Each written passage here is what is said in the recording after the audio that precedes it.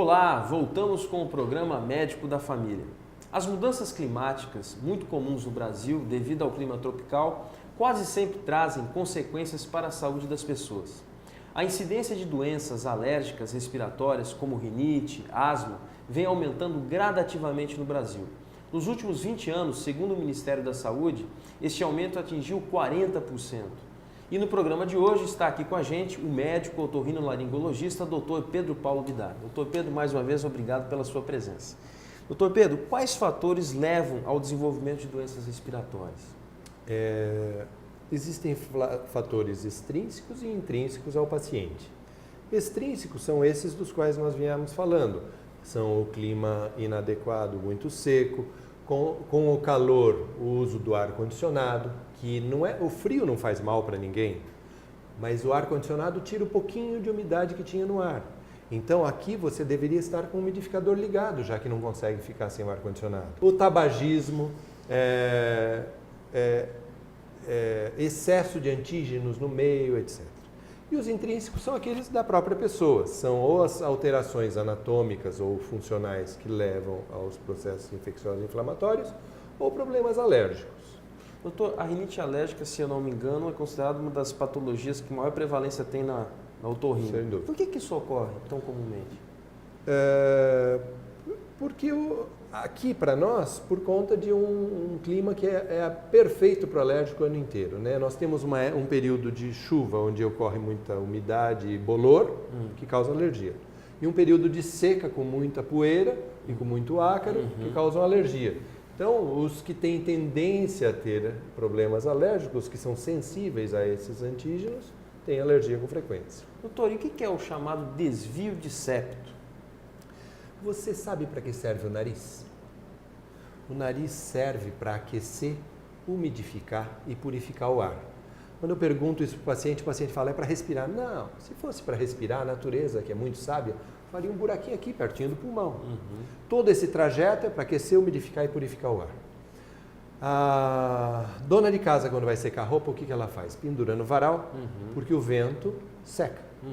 Então, se houvesse uma passagem livre de ar pelo nariz, ele estaria constantemente seco e frio, não faria, nem aqueceria, nem umidificaria, nem purificaria ar nenhum. A natureza, mais uma vez muito sábia, ela faz duas narinas. E uma narina está aberta enquanto a outra está fechada. Depois abre a outra e isso faz o que se chama ciclo nasal. Uma narina descansa, aquece, umidifica enquanto a outra respira. Depois ela fecha e isso se alterna. Separando essas duas narinas existe uma parede que chama-se septo nasal. Esse septo nunca é reto. Em 96% das pessoas ele é um pouquinho tortinho para lá ou para cá. Quando esse tortinho é muito, em um septo muito torto, a gente chama de um desvio de septo. Doutor Pedro, o senhor falou uma coisa muito interessante. Então, é normal o nariz da pessoa ao longo do dia, uma narina ficar trancada e outra não? Esse é o normal. Por isso que não se pode usar gotinha de nariz. Porque quando a pessoa pinga a gotinha de nariz, o que ela faz? Tuf! Abriu as duas, porque ninguém pinga de um lado só. Fica com as duas abertas durante algum tempo. Dali a pouco a natureza fala, está na hora de descansar e fecha as duas. O que a pessoa faz? Pinga a gotinha de novo. Rapidamente ela está viciada na gotinha e quebrou a fisiologia nasal. Entendeu? Então essas gotinhas podem causar realmente uma dependência. Em país civilizado, nós vivemos no melhor país do mundo, mas falta alguma coisa para a gente chegar lá. Em um país civilizado, para você comprar uma gotinha com vasoconstritor nasal, você precisa receita retida na farmácia igual ao psicotrópico. Aqui vende em banca de revista, eu acho que na padaria tem também. E isso é perigoso. Essas gotas, além de perigosas porque estragam a fisiologia nasal, são perigosas para o coração, para o cérebro, para a mulher grávida. Pode provocar aborto, pode provocar infarto, pode provocar derrame. Então, essas gotinhas de nariz não podem ser usadas jamais.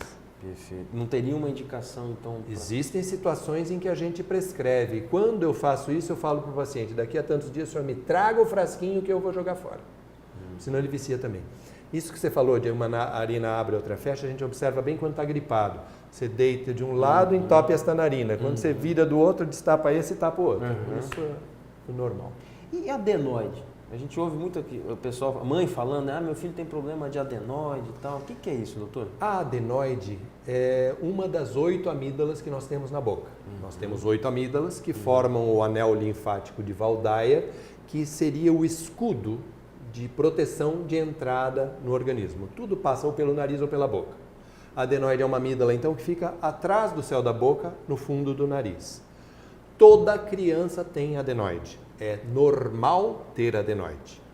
Ela pode ser um pouco maior ou um pouco menor, mas isso não é o importante. O que vale para nós, o que nos interessa, é quanto sobra de espaço para respirar. Se ela é grande, mas o espaço para respirar é suficiente, não tem problema nenhum. Se ela entope, mesmo sendo pequena, ela deve ser removida. E ela pode afetar principalmente o ouvido, porque ela não cresce só para frente, cresce para o lado e tapa a tuba auditiva. Aí não entra ar no ouvido, não sai secreção, acumula catarro dentro do ouvido e a criança tem otite de repetição. Falo criança porque a adenoide nasce com a criança, cresce até em torno dos 7 anos, aí vai diminuindo e desaparece aos 13, 14. Então é comum a gente ouvir o adulto falar, eu tenho adenoide. Não, você pode ter tido quando criança, agora não tem mais. Só uma lembrança, né? Isso. E doutor, quando que está indicado fazer retirada das amígdalas? Há uns 30, 40 anos atrás, todo mundo que entrava no otorrino operava amígdala. Hoje a gente sabe que a amígdala não é um enfeite, é um órgão de defesa necessário, mas ficaram 3 indicações diretas para a remoção das amígdalas. A gente opera quando ela é grande demais, que atrapalha comer, respirar ou falar. A gente opera quando ela tem muita infecção, então mais do que 4 infecções por ano na criança, mais do que 3 infecções por ano no adulto. Infecção só da amígdala, com pus, com febre, necessitando antibiótico, não é irritação de garganta. E uma indicação que é estética, social, é a litose. Na amígdala pode-se acumular uma secreção que chama-se Caseum, que pode provocar mau hálito. Nesse caso, ela também tem indicação cirúrgica. Doutor, para a gente terminar, teria como o senhor dar umas dicas para prevenir doenças respiratórias? Além das que eu falei, de umidificar o ambiente, tomar muita água, umidificar as mucosas com um hidratante qualquer e passar um creminho hidratante que proteja a entradinha da via respiratória, alimentação saudável, fazer atividade física, não fumar, não fumar, não fumar jamais, não chegar perto de fumante e confie em Deus que Ele protege. Doutor, muito obrigado por uma verdadeira aula. Agradeço muito. Eu que agradeço a oportunidade e estou sempre à disposição. Obrigado. E se você tem críticas ou sugestões de temas, fale com a gente. O nosso e-mail é medicodafamilia@hotmail.com. Se preferir, entre em contato pelos nossos telefones que estão aí na telinha. E se você perdeu algum programa ou quer revê-los, acesse o site www.programamedicodafamilia.com.br. Desejo a todos uma ótima quarta-feira. Amanhã eu espero vocês aqui de novo para mais um programa Médico da Família. Até lá e um forte abraço.